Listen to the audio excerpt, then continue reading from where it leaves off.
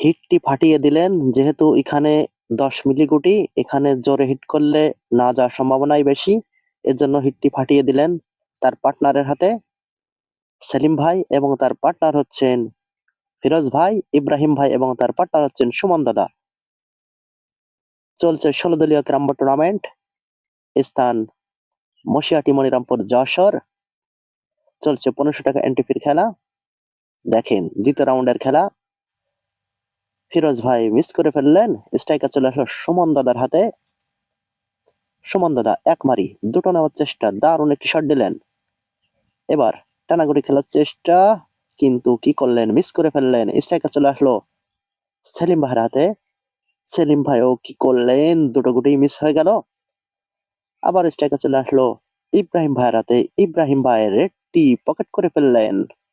এবার কাবার দেওয়ার চেষ্টা, দারুণ ভাবে কাবারটি কমপ্লিট করলেন।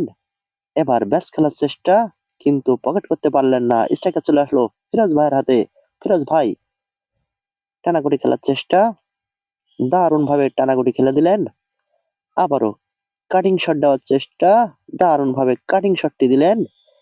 এবার কিন্তু এক মারি দুটা নেওয়ার চেষ্টা, দারুণ একটি শট দিলেন। অ্যাঙ্গেল শটে পকেট করলেন। এবার চাবি দেওয়ার চেষ্টা, কিন্তু লাগাতে পারলেন না। স্ট্রাইকার চলে আসলো সুমন দাদার হাতে। সুমন দাদা টানাগুটি খেলে দিলেন। আবারও এক মারি দুটো নেওয়ার চেষ্টা, কিন্তু রিং করালেন, গুটি পকেট হলো না। স্ট্রাইকার চলে আসলো সেলিম ভাইয়ের হাতে। সেলিম ভাই টানাগুটি খেলে দিলেন। আবারও তীরের মাথার গুটি দারুণ ভাবে খেলে দিলেন।